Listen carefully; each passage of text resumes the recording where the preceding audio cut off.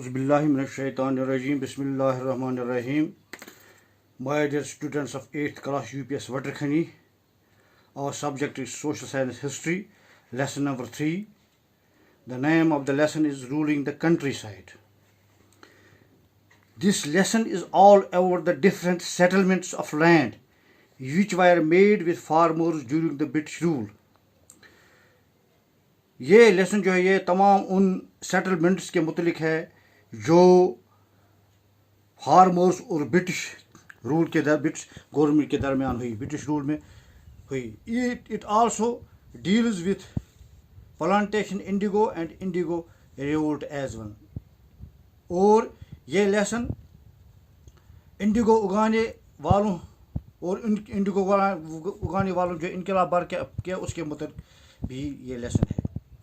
The East India Company got Diwani rights of Bengal in 1765. As you know, after the Battle of Buxar, a treaty was signed between the East India Company and the Mughal Empire, under which the British East India Company got Diwani rights of Bengal, Bihar and Orissa. Diwani rights means the right to collect revenue. Revenue जमा कर लोगों से मालिया जमा करने का हक उन्होंने हासिल किया. From here on, it started thinking about getting more and more revenue for the betterment of company.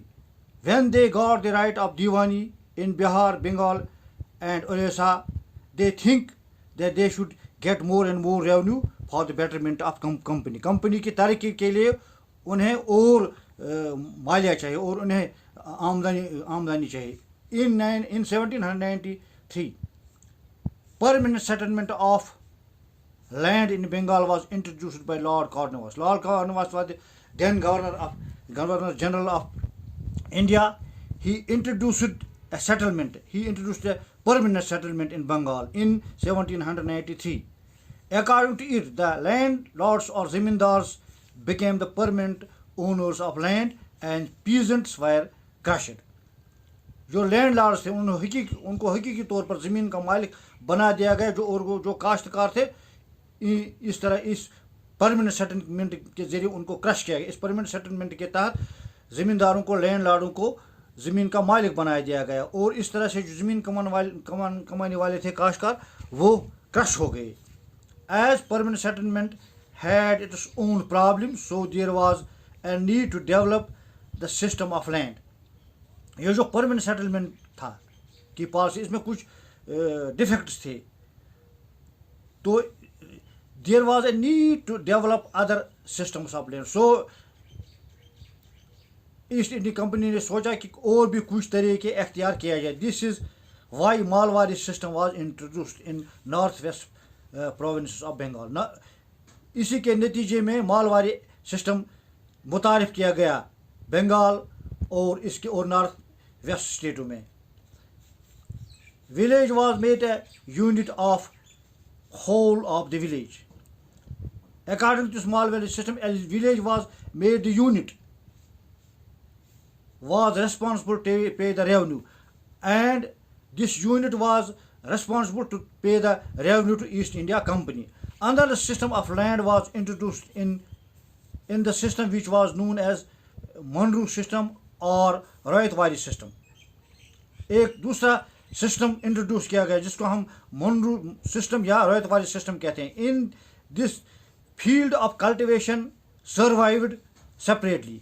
इस के तहत ज़मीन के जो खेत थे उनकी सर्वे की गई और फसल के मुताबिक और ज़मीन के म्यार के मुताबिक उस पर मालिया लगाया गया. As some of these systems were without demerits and all of these systems were made to increase revenue of the company. इन तमाम systems का मकसद यही था कि कंपनी की आमदनी में इजाफा किया जाए.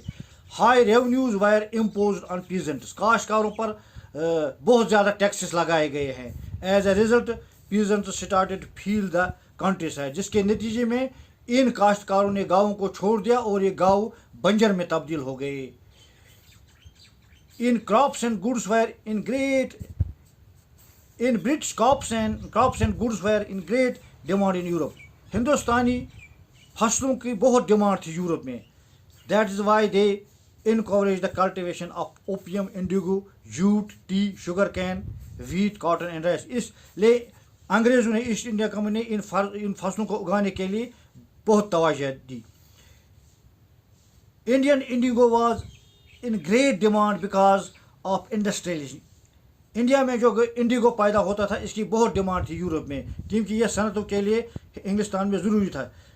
But only small amount of Indigo reached in the European markets. लेकिन इस इंडिगो में कुछ ही माल यूरोपीय कंपनी में पूछता था, मार्केट में पूछता था, and at very high price, और वो भी बहुत ज़्यादा कीमतों पर। That is why the East India Company encourage the cultivation of indigo India.